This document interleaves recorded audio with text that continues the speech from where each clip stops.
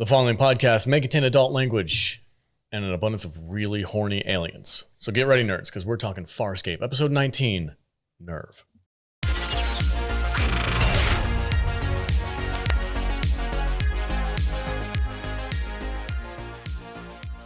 Welcome, everybody, and thank you for joining us in this episode of the Salty Nerd Podcast. We're talking Farscape, episode 19. Whatever that fucking tech girl episode was. It was such bullshit. Like I was calling the trout people. Oh, the trout people The and the flame. freaking, I have to hold these two things apart. Oh my god! Like, shut the Yeah. fuck up. Oh my god, I hated that episode. And then this episode, I was like, oh, okay, yeah, I'm seeing some. It's got some darker tones, got some cool bad guys. I'm like, okay, I'm getting it. I can see the growth of the show, and I appreciate that. I like the Chiana character. The horny one? Yeah. Is that her name? Chiana? Yeah. So she's a character who basically becomes a main part of the Moya crew going forward. Like she's a regular on the show. But she was introduced like about midway through the season, and she quickly became a fan favorite. Can I ask a question? I don't know if this is going to get into spoilers or not from Kate. I've never seen this entire show, but did they say the ship was pregnant? Yeah. Yeah, What? it's a lie. I had some questions. I was too. like, organic wait a ship. second, hold on. Who? How? Yeah. Were they inside the ship when it happened? Yeah. And what did they see? see, when one ship in space sees another ship in Right? space, they come together and they join, But they have to fall in love first. and they like- make some space noises. What if the bridge? You know, and they do some stuff, and then one ship sticks its space thing into the other Right. females. But what part of the Ship ship is thing. that? And is Oh, that it's the like bridge. I was gonna say, is Yeah. it the bridge? And they're So just like in the they're bridge. all like, in there going. They're all in there rubbing it. The dude's trying to explain how other things And the fuck. guy with the chin tentacle, he's all Billy goes in. sticking his chin in it and stuff to make it like, yeah. So to answer Alex's question, Moya is a living ship. It's a biomechanoid, I think they call it. So it's alive, but it's got like, part cybernetic parts, part organic parts to it. And it's called a Leviathan class ship. And these are ships that are very powerful because of their organic components. And the Peacekeepers have been trying to basically like breed them for, War purposes? for war purposes, exactly. And it's never succeeded. And Moya, when in the first episode, when she was escaping, they had, tried to impregnate her, the Peacekeepers, in order to, try to get another ship out of her. And for some reason, which will be revealed at a certain point, Moya is the only ship that has been able to actually get pregnant and carry a baby Leviathan Oh, very Handmaid's Tale. into survivability. So that in and of itself is its own storyline, and Moya's baby plays a big role in the series going forward as well. And so there's a lot of stuff that this episode sets up This show that is so eventually gets weird. paid off. Yeah, It's super weird. This show is too weird. I'm not gonna lie. All right, guys. I'm having a rough time with this show. We're gonna break down this entire episode. We're gonna get started in just a second. So stay tuned. We'll be right back. Welcome back, everybody. Hey, if you guys want to support what we do here and get some awesome merch, get over to saltynerdstore.com and grab some of our t-shirts. We have a lot of really cool designs designed by Mr. Cage and myself. My personal favorite is the official logo. Grab one of those. Take a picture of it. If you order it, type in salty at the checkout counter, get 10% off. Send us a photo of you wearing our shirt. We would gladly share it around social medias, give you a nice little shout out. We love seeing people rock our merch and spread the word about the podcast. You're wearing a cool shirt like that, somebody might ask a question. You can say, go to saltynerd.com and check these guys out. They're pretty freaking cool. All right, we're talking Farscape. Take it away, Mr. Kadish. All right, Farscape, Season 1, Episode 19, entitled Nerve. Aeryn's son has discovered that the wound she suffered following the stabbing by Larock in the previous episode was worse than originally thought. The knife pierced her peripheral nerve. The peripheral nerve does not regenerate when it's damaged, and within 50 or 60 arns, she will be dead. The only method of healing is a tissue graft from a compatible donor, so Crichton comes up with a plan to infiltrate the Gamak base that Larock and his team were headed to, using the coordinates that Moya was given. Reluctantly, with a bit of force from Crichton, the rest of the crew agrees to try and save Aeryn.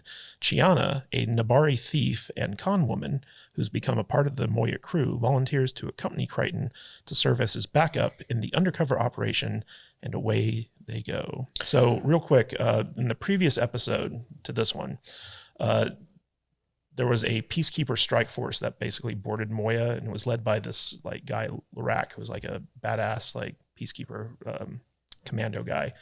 And in order to fool them, John had to pretend to be a Peacekeeper commander. And so like everything that he does in this episode was kind of set up in the previous episode, but that episode's not very good. So I chose to skip it and go right to this one. So Okay, fair. I was wondering because I'm like, I That feel like episode wasn't very good compared to this episode. yes. Don't give him so much shit, V. give him shit, V.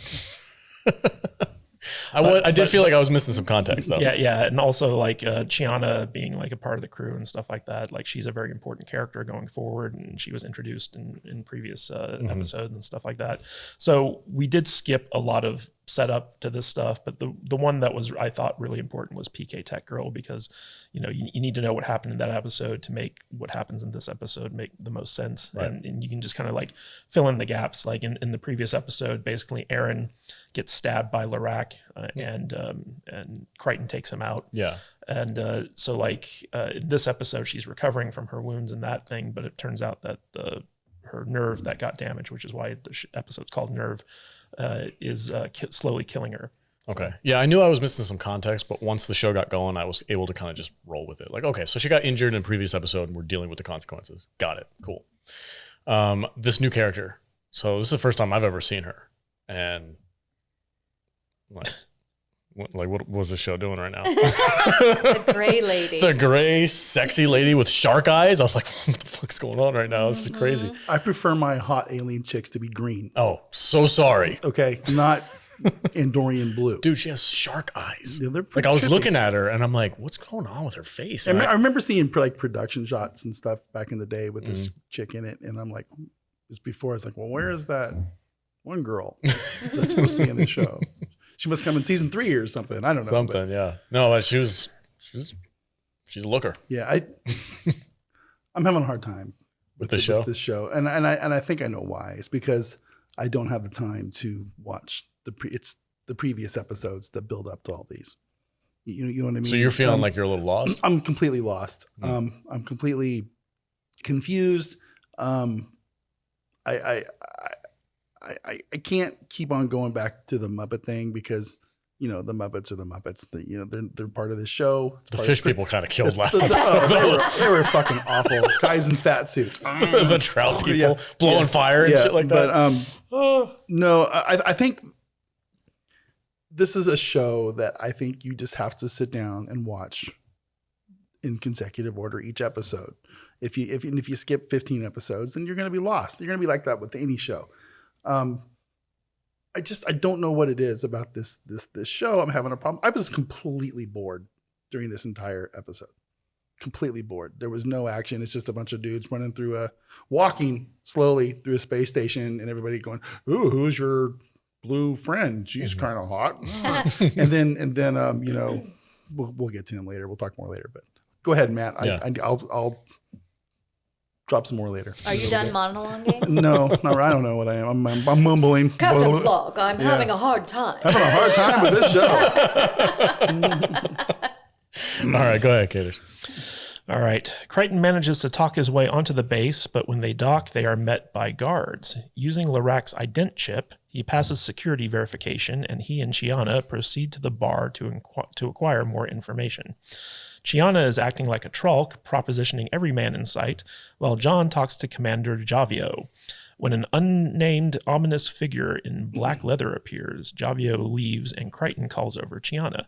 She reveals that she is behaving in this manner as a distraction to draw attention away from John. As the two proceed to quarters, Crichton is required to give more ID verification, but this time, in addition to the ident chip, he must submit to genetic verification as well, which basically means he's now in danger of being caught. Okay. Here he goes again. Here we go. I really needed Space Bondage Boy to be running around with a giant fucking dildo. A giant, 4-foot long dick made out of black plastic. That's about this fucking thick. As his weapon of choice. Then he would have completed his ensemble outfit. Good boy. that he Good had job, going. Chota boy. Yeah, it could have been Chota Boy. It was this. I laughed at this dude 20 years ago. Not selling it for you, huh? No. Dude, I was like, who the fuck is this guy? this giant bondage. He needed a fucking gimp mask. He has a gimp With mask. a ball in with a fucking gag in a, with a fucking plastic string of beads sticking out his ass and a giant fucking dick sword. That's what he needs. That's graphic. That's what he needs. Because that's all I see. That sounds like a Kevin Smith villain. Well, that's what he looks like. He looks like a Kevin Smith villain. He absolutely does. Cockknocker. Yes. Space cockknocker. Yeah.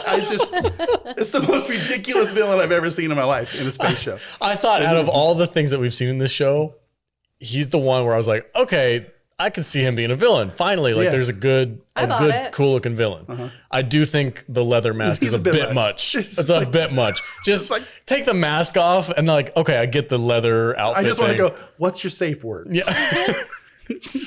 what's Safe words are for quitters.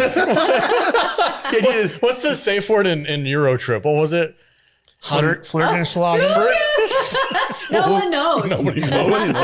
Flugelheimheimen. It's like if it wasn't if the puppets weren't weird enough, now we got giant space we got Dominator Gimp guy. It's like, come on. It's like, I'm done. Over. I can't watch this fucking show anymore. It's insane. Dude, he's the main bad guy. I know. He's the main This is their Darth Vader. Yes.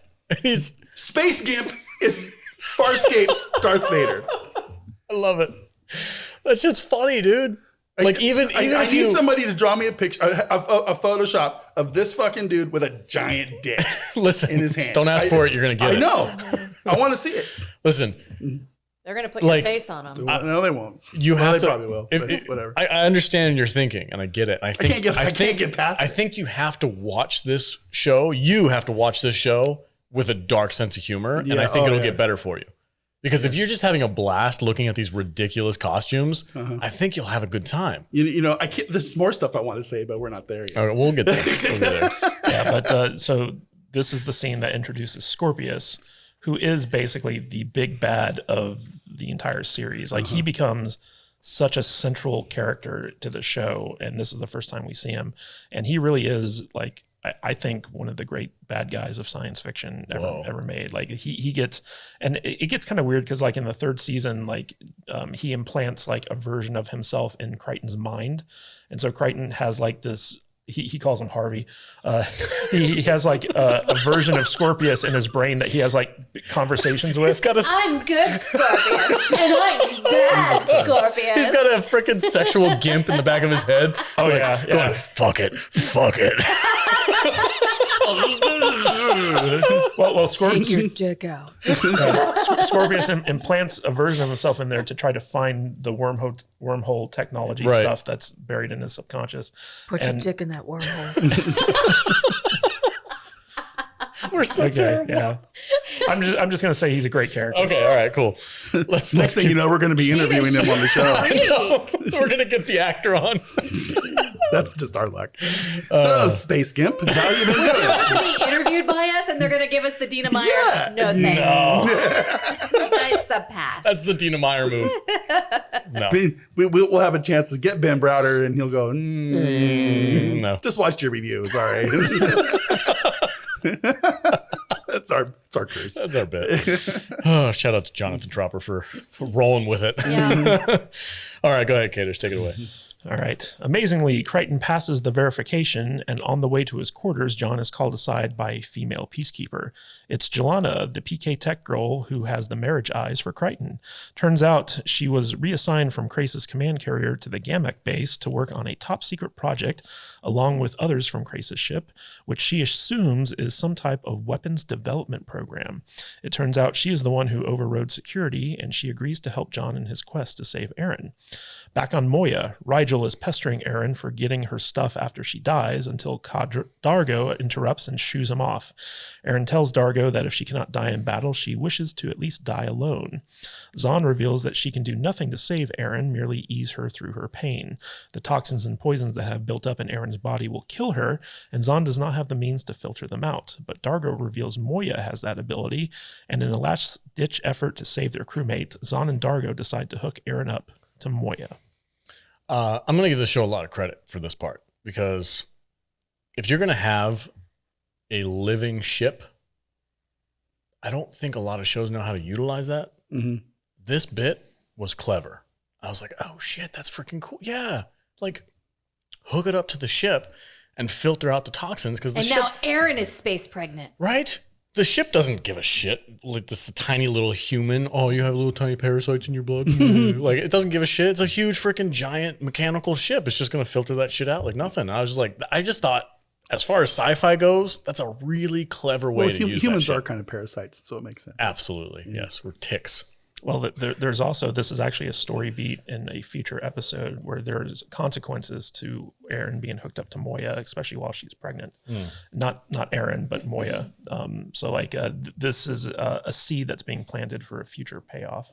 I dig it. I thought it was really clever. I just wanted to say that because I've never seen like a biomechanical ship used in that way. I thought it was really cool. Yeah. And we got the return of Gilina, aka PK Tech Girl. Yep. The one that Crichton tried to get mouth pregnant, according to Jude. The makeout session in that last episode. She went for his forehead again. It's weird. I have to just, so going back to the PK Tech Girl episode, I felt like that the love interest thing was super sudden and like out of nowhere in that episode. This episode, I felt like, okay, so now that we had that premise, like having them kind of be together again, have like that weird little love triangle that we had, made more sense. But that first episode, man, it was like so out of left field. I thought she was playing him for a while. Yeah, I was like, this doesn't feel right. Well, what's interesting is that the Peacekeeper society is so not used to like kindness or mercy or any type of like, I guess like respect that Crichton as a human has. It's that whenever like they're exposed to that, like whether it be Aeryn or Gilina or someone like that, the Peacekeeper High Command views it as weakness, but like kind of like the lower level people are like, oh, I've never been treated this way before. This is like actually like really nice. And so it endears Crichton to a lot of unlikely allies just by, being human. And that's one of the aspects of the show that I like is that Crichton is very much kind of like, just like the average dude from Earth. And just by being himself, he kind of like becomes like a hero figure, and he drops pop culture references and all this other stuff, and he's just like a cool guy. Yeah, he's just a really cool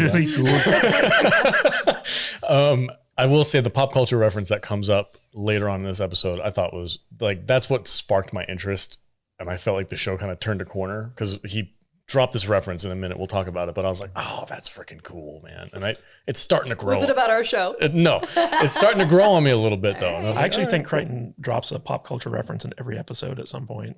Like there's one episode where they deal with time travel, and it's literally all about Back to the Future. Nice. All right, continue on. All right. On the base, the facility's commander, Javio, is now propositioning Chiana, and he offers her a chance to stay with him for double what Larock is paying her, and Chiana plays along, saying she'll think it over. Meanwhile, Gilina tells John that there is a new way of healing the peripheral nerve, and she has got the medics to synthesize peripheral tissue that can save Aeryn. John and Gilina share a heartwarming goodbye, and she remarks that all they ever do is say goodbye and get mouth pregnant. As John is leaving, he passes the ominous figure, a freaky-looking peacekeeper in full-body black leather named Scorpius, who is able to tell just by looking at John that he's an imposter and orders the guards to seize him. Crichton cannot overcome the guards, but manages to hide the dose of periformal tissue in a small gap in the wall. Scorpius puts Crichton in the Aurora chair, a device that can extract memories from people and display them on a screen. Scorpius wants to know who John really is and whom he is working for. Crichton attempts to continue his charade of pretending to be a peacekeeper, but Scorpius begins the memory extraction process, causing Crichton extreme pain. Meanwhile, Zahn and Dargo have joined Aeryn to Moya so she can filter out the toxins in Aeryn's blood to slow her death, but she is still in desperate need of that periformal tissue. I have to call bullshit on something unless I get a reasonable explanation. How the fuck did fucking Gimp Master Zero over there? He has special powers. How did he know? He just walked past him in the hallway and he's like, that man is an intruder. Yeah, he's very smart, very intuitive. Very smart. And he goes, and Space Gimp Lord goes, immediately go put him in the space sex chair. Who does number 2 work for? We're going to probe your mind. Wink, wink. The space sex chair. Bro, I love it. How? And he's going to have leather-clad space mistress. Redhead. Yeah. Oh, my God. She's going to be, oh, yes, master. Where do you want me to put this thing? Turn it up. It's just like, oh yeah, dude. The sexual innuendos were strong. Okay. I dig it. It's definitely a sex chair. How did you not have fun with that though? I did have fun with it. Okay, good. It's dumb as fuck. Yeah. But I still had fun with it. All right, cool. That's all right. That's the most important part. Yeah. That's what sci-fi's for, is to have fun. No, this show's bad, but some of this stuff is Funny. So Scorpius is actually the product of a Peacekeeper experiment where they basically forced a Peacekeeper female to have sex with a alien. I forget the name of the race, but they're these. They're basically the Russians to the Peacekeepers America. You know, like they're mortal enemies, and so they crossbred this alien race with the Peacekeeper race and created Scorpius. And so he's got powers from the alien race that the normal Sebaceans don't have. Okay. And so like he kind of has this this extrasensory perception where like he's just like way smarter and more observant than like your average person. And so he knew that that Crichton was not an actual Peacekeeper just by the way he was like walking and holding himself. Mm-hmm. And therefore he knew that he was an imposter and he wanted to kind of figure out what he was doing there, which is why he took him to the space sex chair. Okay. All right. This thing's just an Axel Braun space porn parody. Bro, I can't wait to talk about it. It's just Seriously, hilarious. like this sex chair thing, like you just unlocked Yeah. an enormous amount of fun It's got that I'm going to have. It's got a motor with a dick on it. Dude. Going up and down. As he's getting, Like in Burn After Reading, Yeah. fucking George Clooney goes into the basement. He's like, look what I built. $100 Home Depot. All it was is some 2x4s and a couple rails. It's fantastic. Yes. the controller chick over there on her bike. I can't wait to talk about it. Dude, the Making it freaking redheaded gimp chick. You mean the mistress? Yes, the mistress. The redheaded gimp his mistress assistant. with the pointy hair. Jude instantly clocked her hair. Oh, absolutely. Can you talk about her hair real quick? Can I? Immediately, I was like, oh, she's pretty. Look at her hair. You I was know, like, oh Al- my God, she's hair goals. You know, Al really hated her. I mean, they even Who's got Al?